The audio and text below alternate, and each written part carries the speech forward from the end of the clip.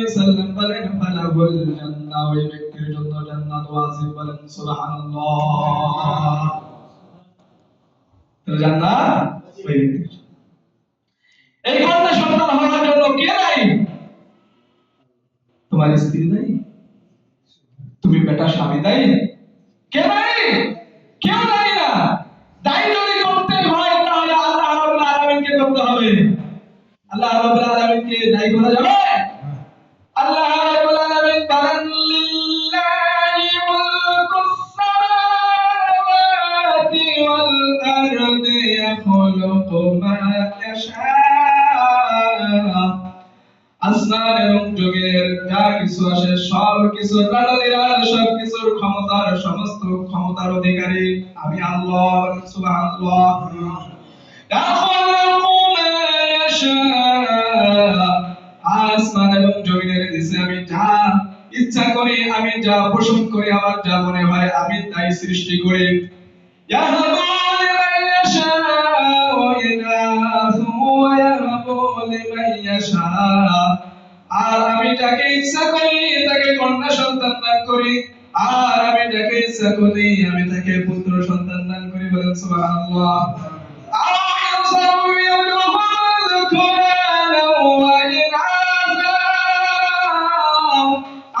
আমি যাকে ইচ্ছা করি তাকে কন্যা এবং পুত্র উভয়টাই দান করি। وَيَجْعَلُ مَن يَشَاءُ عَقِيمًا, আর আমি যাকে ইচ্ছা করি তাকে পুত্র এবং কন্যা কোনটাই না দিয়ে তাকে আমি বান্দা বানিয়ে দুনিয়াতে পয়দা করি। ইন্নাহু আলিমুন কাদির। আল্লাহু আকবার। সব জিনিসের ক্ষমতা কার? সব কিছু ক্ষমতা ইন্নাল্লাহা আলা কুল্লি শাইইন কাদির। নিশ্চয়ই সর্ব বিষয়ের সর্বশক্তিমান, সব জিনিসের উপর ক্ষমতা রাখেন আমার আল্লাহ। আল্লাহু আকবার। দয়ার নবী বিশ্বনবী আখির মুহাম্মদ রাসূলুল্লাহ সাল্লাল্লাহু আলাইহি ওয়াসাল্লামের এসেছিলেন কারা? কন্যারা, পুত্ররা? কন্যারা, বলেন সুবহানাল্লাহ, বলেন না? কারা এসেছিল? পুত্ররা, কন্যারা? আল্লাহ রাসূল সাল্লাল্লাহু আলাইহি ওয়াসাল্লামের 7টি সন্তান হয়েছিল। কয়টি? মা খাদিজা রাদিয়াল্লাহু তাআলা আনহার গর্ভে হয়েছে 6টি, 4 কন্যা 2টা পুত্র, বলেন সুবহানাল্লাহ। সেই 2 পুত্র, একজন হলো আল কাশিম, তাই হযরত খাদিজাতুল কুবরা রাদিয়াল্লাহু তাআলা আনহা বলতেন ইয়া আবাল কাশিম, ইয়া আবাল কাশিম। আরেকজন হলো আব্দুল্লাহ অর্থাৎ তাইয়্যিবা অর্থাৎ তাহের নামেও পরিচিত ছিল। কিন্তু শৈশব কালে আল্লাহ রাব্বুল আলামিন তাদেরকে এই পৃথিবী থেকে চিরবিদায় করে নিয়ে চলে গেছিলেন। আল্লাহ রাব্বুল আলামিন কানে মুহাম্মাদুন আলা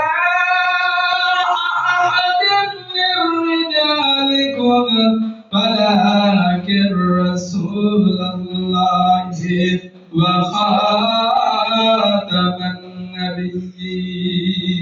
الله أكبر.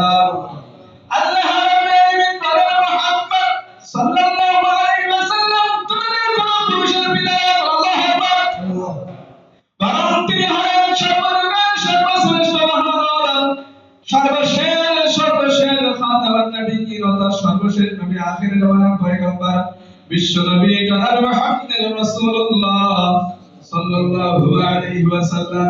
সম্মানিত হাজির, এখানে একটা প্রশ্ন রাখতে পারে যে তাহলে তার কি কোনো পুরুষ সন্তান হয়েছিল না? আসলে পুরুষ সন্তান হয়েছিল, অর্থাৎ পুত্র সন্তান হয়েছিল। সেই সন্তানেরা অর্থাৎ পুরুষে উপনীত হয়নি। পুরুষ হতে হলে তো কমপক্ষে যৌবনকাল হতে হবে, অর্থাৎ বিয়ে শাদী লাগবে।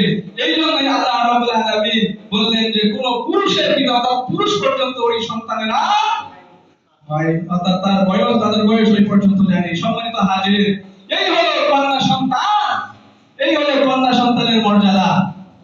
সম্মানিত হাজির, এই কন্যা সন্তানটি যখন আস্তে আস্তে বড় হয়, যখন তার একজন পুরুষের সঙ্গে যখন বিয়ে দেওয়া হয়, আল্লাহ রাব্বুল আলামিন তার মর্যাদা আরো এক ধাপ বাড়িয়ে দিলেন, তো সে হয়ে গেল বধূ। কি হয়ে গেল? কি হলো? আরে আরে নাই আপনাদের ঘরে নাই বধূ, বউ হয়ে আসলো, ঘরে বউ হয়ে আসলো, আল্লাহ সম্মান তার আরো বাড়ালো। এবার দেখেন আল্লাহ রাব্বুল আলামিন বলেন মিন আয়াতিহি আনা খালাকা লাকুম মিন আনফুসিকুম আজওয়াজান লিতাসকুনু ইলাইহা ওয়া জাআলা বাইনাকুম মাওয়াদ্দাতান ওয়া রাহমা। আল্লাহু আকবার। আল্লাহ রাব্বুল আলামিন বলেন, আল্লাহ রাব্বুল আলামিনের অসংখ্য নিদর্শনের মধ্যে এটা একটা নিদর্শন যে তিনি তোমাদের তোমাদের থেকে তোমাদের বাম পাজরের একটা হাড্ডি থেকে তোমাদের স্ত্রী, আমার স্ত্রীকে বানিয়েছে আমার বাম পাজরের এক হাড্ডি থেকে। আপনার স্ত্রীকে আল্লাহ বানিয়েছে আপনার বাম পাজরের হাড্ডি থেকে। আমরা পাইলাম কোথায়? আমাদের আদি পিতা হযরত আদম আলাইহিস সালামের বাম পাজরের একটা হাড্ডি থেকে আমাদের আদি মাতা হযরত হাওয়া আলাইহিস সালামকে আল্লাহ রাব্বুল আলামিন কোথায় বানিয়েছিলেন? জান্নাতে না জান্নাতের বাইরে? জান্নাতের ভিতরে। জান্নাতের তাই তাই মহিলাদের মর্যাদা, নারীদের মর্যাদা, মহিলাদের মর্যাদা, আমার মা এবং বোনদের মর্যাদা যখন সে ভিতরে থাকবে, পর্দার অন্তরালে থাকবে, তখনই তার মর্যাদা।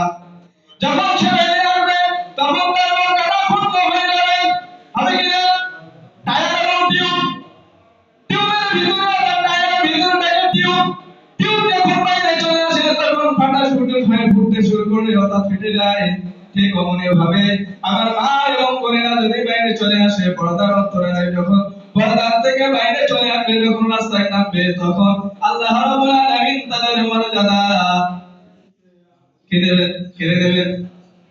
তখনই হবে, তখনই আমার মায়েদের উপরে তখনই হয় টর্চারিং, তখনই হয় ইফটিজি, তখনই বিভিন্ন ধরনের অরাজকতা সৃষ্টি হয়। পর্দার ভিতরে পর্দার মধ্য থেকে যদি আসে তাহলে বিষয়টা আলাদা। তখন আল্লাহ রাব্বুল আলামিন তার মর্যাদা বাড়িয়ে দেয়। একজন মা যখন রাস্তা দিয়ে বোরকা পরে হাঁটে, পর্দার মধ্য দিয়ে হাঁটে, তখন আমি বলি ও আমার খালাম্মা, আমি তখন তাকে আপা বলি না। বলি আপা বলি? আপা বলি? আপা বলি না, তখন কি বলি? খালাম্মা, ও চাচি আম্মা বলি কিনা?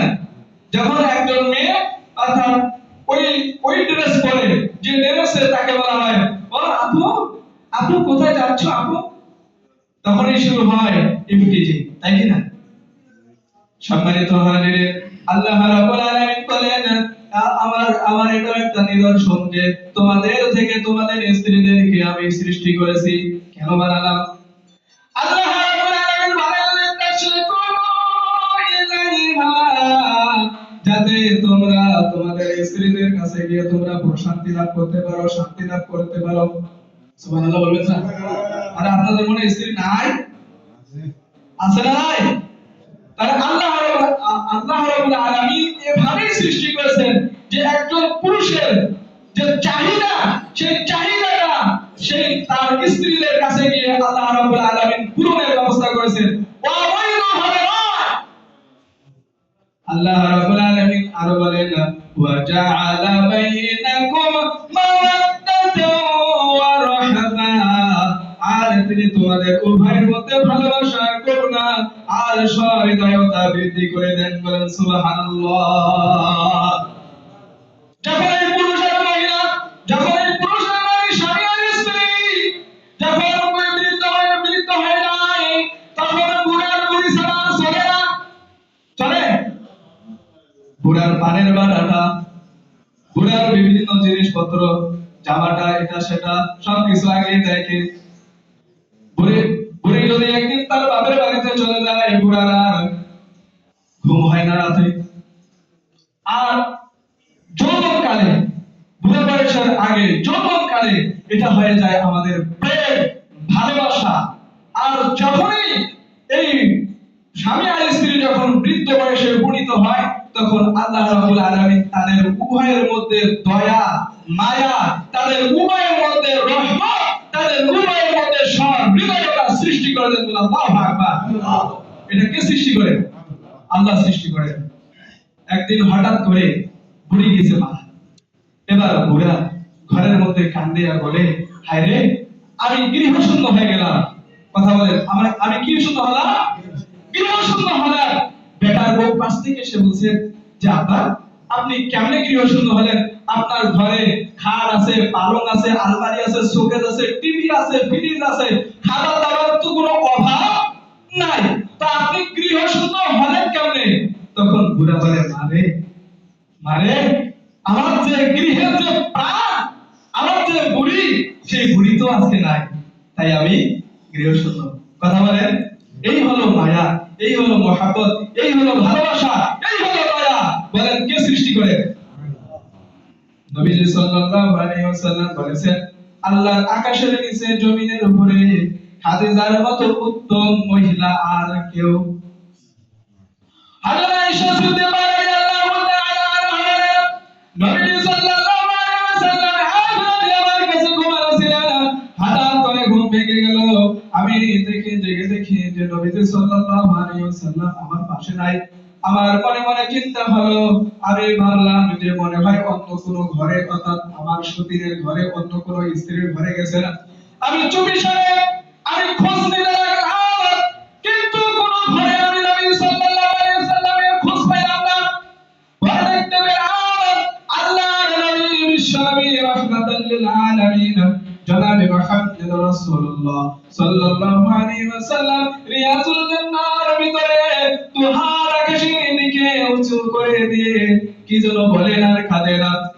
আমি পিছনে গিয়ে পিছনে বসলাম, আর আমি শুনতে পেলাম নবী সাল্লাল্লাহু আলাইহি ওয়াসাল্লাম মোনাজাত করতে গিয়ে এক পর্যায়ে বলছেন, রব্বুল আলামিন, ওই কাল কিয়ামতের দিনে হাসরের ময়দানে কঠিন বিভীষিকাময় অবস্থায় বাবা তার ছেলেকে চিনবে না, মা তার সন্তানকে চিনবে না, বাবা তার সন্তানকে হারিয়ে ফেলবে, মা তার সন্তানকে হারিয়ে ফেলবে। এই বিভীষিকাময় অবস্থায়, এই কঠিন সময়ে আমি যেন আমার খাদিজাকে হারিয়ে না ফেলি। বলেন সুবহানাল্লাহ। মোনাজাত শেষে হযরত আয়েশা সিদ্দিকা রাদিয়াল্লাহু তাআলা আনহা বলছেন, ইয়া রাসূলুল্লাহ, এই একটা বুড়ি বিয়ে করেছিলেন 25 বছর বয়সে, 40 বছরের বুড়ি। কত বছর? 25। আল্লাহ রাসূল সাল্লাল্লাহু আলাইহি ওয়াসাল্লামের বয়স যখন 25, মা খাদিজা রাদিয়াল্লাহু তাআলা আনহার বয়স কত? 40।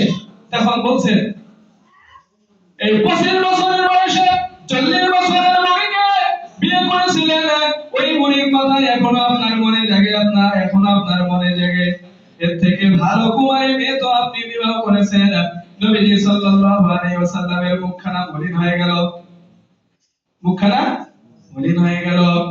আল্লাহর নবী সাল্লাল্লাহু আলাইহি ওয়াসাল্লাম বলেন, আয়েশা রে, খাদিজা সম্পর্কে এমন কথা জীবনে আর কোনোদিন তুমি আমার সামনে বলবে না, কারণ তোমরা সবাই আমার সুনীলের স্ত্রী, আর খাদিজা রাদিয়াল্লাহু তাআলা আনহা ছিলেন আমার এমন দুর্দিনের স্ত্রী, যেই সময় সেই মক্কার মধ্যে আরবের মাঠে, আমার আরবের ময়দানে মুহাম্মদ সাল্লাল্লাহু আলাইহি ওয়াসাল্লামের পা রাখার জায়গা ছিল না।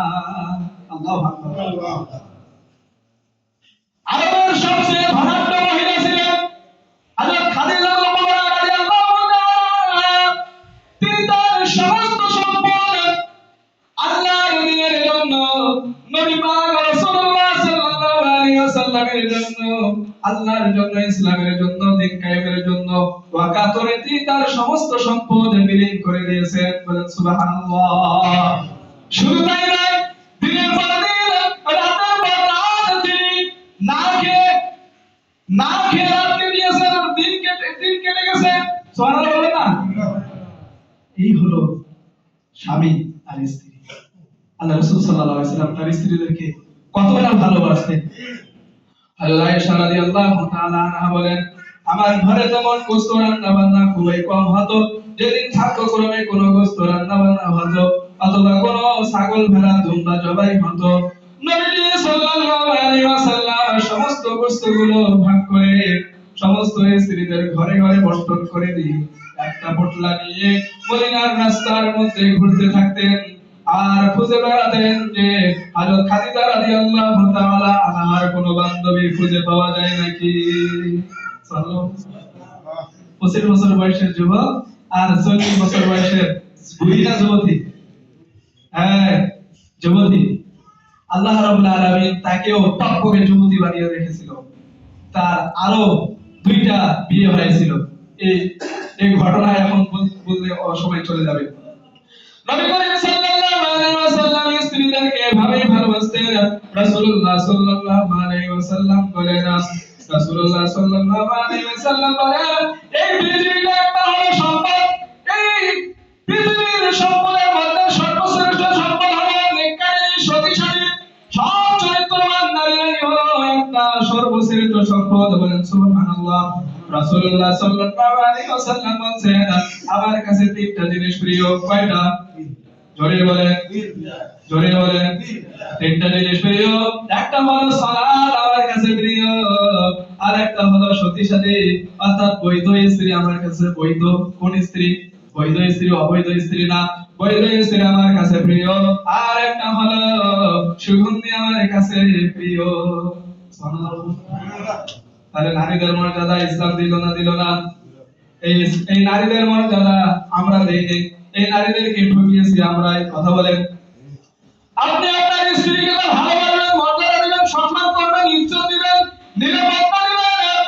এই জন্যই যে আপনার স্ত্রীকে তো আপনি ভালোবাসবেন, এই জন্যই যে আপনার স্ত্রী আপনাকে আপনাকে অর্থাৎ জাহান্নামে যাওয়ার রাস্তা, জাহান্নামে যাওয়ার একটা রাস্তার মধ্যে আপনার স্ত্রী দিন রাত প্রহরীর মতো দাঁড়িয়ে রয়েছে। কথা বলেন। বুঝাই দিতে পারবো না, বুঝে দিতে হবে যুবক ভাইয়েরা। সম্মানিত হাজিরিন, আল্লাহ রাব্বুল আলামিন এই নারীদের মর্যাদা দিলেন, স্ত্রীদের মর্যাদা দিলেন, মায়েদের মর্যাদা দিলেন, কিন্তু আমরা ওই মায়েদেরকে ঠকিয়েছি। কথা বলেন। মোহরানা দিতে হয় কাকে? ছেলেকে না মেয়েকে? অর্থাৎ ছেলের পক্ষ থেকে মেয়েকে মোহরানা দিতে হয়, কিন্তু এখন উল্টানো হয়ে গেছে। আল্লাহ রাব্বুল আলামিন বলেন, ফাতু হুন্না উজুরাহুন্না ফারিদা, তোমরা তাদের মোহরানা ফরজ ফরজ হিসাবে অর্থাৎ তোমাদের দায়িত্ব ফরজ হিসাবে তাদের মোহরানাটা তোমরা বুঝাইয়া দাও। অর্থাৎ মোহরানা ফরজ না ওয়াজিব না সুন্নাত না নফল না মুস্তাহাব? হ্যাঁ, ফরজ। কিন্তু এই মোহরানা আমরা এখন দেই না, উল্টাটা স্ত্রীর কাছ থেকে আমরা ডিমান্ড করে মোহরানা আদায় করি। কথা বলেন। আমরা মোটরসাইকেল নেই, আমরা টিভি নেই, আমরা অমুক নেই তমুক নেই, দাবি করে নেই। কি করে নেই? দাবি করে নেই। স্ত্রীর কাছ, স্ত্রীর পক্ষ থেকে অর্থাৎ শ্বশুর বাড়ির কাছ থেকে, শ্বশুরের কাছ থেকে দাবি করে নেওয়াটা হলো হারাম। দাবি করে নেওয়া কি হারাম। অর্থাৎ যদি স্বেচ্ছায় খুশি মনে আনন্দ চিত্তে আপনার শ্বশুর বাড়ি থেকে একটা খাট দিল, একটা ঘড়ি দিল, একটা শার্ট দিল, একটা পায়জামা দিল, একটা পাঞ্জাবি দিল, ওইটাই খুশি মনে গ্রহণ করবেন, আল্লাহ রাব্বুল আলামিন খুশি হয়ে যাবে। বলেন সুবহানাল্লাহ। কিন্তু দাবি করে নেওয়া যাবে না। যৌতুক হারাম। কুকুরের পায়খানা খাওয়া যেমন হারাম, শুকরের গোশত খাওয়া যেমন হারাম, সুদ খাওয়া যেমন হারাম, ঠিক অমনি হলো যৌতুক। যৌতুক হারাম। কিন্তু এখন যৌতুক ছাড়া আর আমার মেয়ে অর্থাৎ মা বোনদের অর্থাৎ মেয়েদের কেন অর্থাৎ বাপের মন খারাপ হয়? এই জন্যই খারাপ হয় যে এখন যৌতুক ছাড়া তার মেয়েটার বিয়ে হয় না। সম্মানিত হাজিরিন, সর্বোচ্চ মর্যাদা আল্লাহ রাব্বুল আলামিন দিলেন মা। কি বলেন? মা হিসেবে মর্যাদা। রাসূলুল্লাহ সাল্লাল্লাহু আলাইহি ওয়াসাল্লামকে এক সাহাবী জিজ্ঞেস করলেন, ইয়া রাসূলুল্লাহ, ইয়া হাবিবাল্লাহ, মান আহাক্কুন নাস বিহুসনি সাহাবাতি, আমার মর্যাদা, আমার কাছ থেকে সম্মান পাওয়ার অধিকার কার বেশি? কার বেশি? রাসূলুল্লাহ সাল্লাল্লাহু আলাইহি ওয়াসাল্লাম বললেন, ক্বালা উম্মুকা, তোমার মা। বলেন সুবহানাল্লাহ। সুবহানা অতঃপর কে? রাসূলুল্লাহ বললেন, ক্বালা উম্মুকা, অতঃপর তোমার মা। আর রাসূলুল্লাহ এরপর কে? ক্বালা উম্মুকা, আর রাসূলুল্লাহ এরপর কে? ক্বালা উম্মুকা, আর রাসূলুল্লাহ ক্বালা উম্মুকা। অর্থাৎ এখানে আল্লাহ রাসূল সাল্লাল্লাহু আলাইহি ওয়াসাল্লাম মায়েদের মর্যাদা কয় গুণ বৃদ্ধি করলেন? কয় গুণ? আল্লাহ রাসূল সাল্লাল্লাহু আলাইহি ওয়াসাল্লাম বলেন, যে ও পুরুষেরা তোমাদের পায়ের এটা অর্থাৎ আমাদের পুরুষের পায়ের নিচে কি বলেন তো ছেঁড়া জুতা স্যান্ডেল, ছেঁড়া জুতা আর স্যান্ডেল, আমার মায়ের পায়ের নিচে সন্তানের। রাসূলুল্লাহ সাল্লাল্লাহু আলাইহি ওয়াসাল্লাম বলেন আল জান্নাতু তাহতা আকদামিল উম্মাহাত, মায়ের পায়ের নিচে সন্তানের বেহেশত। তাই সময়কে অর্থাৎ মাদেরকে কষ্ট দেওয়া যাবে না, বাপকে মাকে দেওয়া যাবে, বাপকে দেওয়া যাবে না, বাপকে দেওয়া যাবে, মাকে দেওয়া যাবে, কাউকে। আল্লাহ রাব্বুল আলামিন বলেন ক্বালা রাব্বুকা আল্লা তা'বুদু ইল্লা ইয়্যাহু ওয়া বিল ওয়ালিদাইনি ইহসানা। আল্লাহু আকবার। আর আমার পক্ষ থেকে অর্থাৎ তোমার প্রভু, তোমার রব, তোমার মালিক তোমার প্রতি হুকুম জারি করেছেন, তোমার প্রতি আদেশ জারি করেছেন, তোমার প্রতি নির্দেশ দিয়েছেন, তোমার প্রতি ফরজ করে দিয়েছেন যে আল্লাহ ছাড়া আর কারো ইবাদত, আর কারো বন্দেগী, আর কারো দাসত্ব, আর কারো বন্দেগী করা যাবে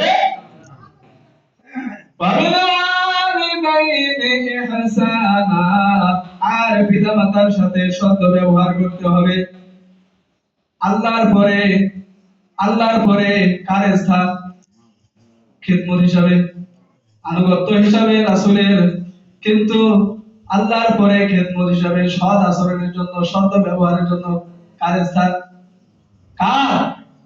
এই মা বাপকে কষ্ট দিন না। এই মা বাপের জন্য আল্লাহ রাব্বুল আলামিন শিখিয়ে দিলেন তোমার মায়ের জন্য, তোমার বাপের জন্য, তোমার পিতামাতার জন্য আমি রব্বুল আলামিনের কাছে দোয়া করো, রব্বির হামহুমা কামা রাব্বায়ানি সগীরা। হায় আল্লাহ, হায় আমার প্রভু, হায় আমার রব, যে আমার ওই মা বাপকে তুমি তেমনি লালন পালন করো যেমনি তারা আমাকে ছোটবেলায়, শিশুকালে, শৈশবকালে যখন আমি ওই ইন্দারার মধ্যে পড়ে গিয়ে শুধু মা ছাড়া আর কোনো ডাক দিতে পারি না। আল্লাহু আকবার। গতকাল শুনেন নাই কি মা ছাড়া বাপ ডাক দিয়েছে? মা মা মা, এরপর ছেলেরা খোঁজ নাই, ছেলেরা খোঁজ নাই। সেখানে মা অজ্ঞান, সেখানে মা কাঁদতে কাঁদতে অজ্ঞান হয়ে গেল যে আমার ছেলে এই যে কূপের মধ্যে, এই নলকূপের মধ্যে পড়ে গেল। 2 দিন 32 ঘন্টা, কয় ঘন্টা? 32 ঘন্টা উদ্ধার কাজ চালিয়ে ছেলেটাকে উদ্ধার করা হয়েছে, আলহামদুলিল্লাহ।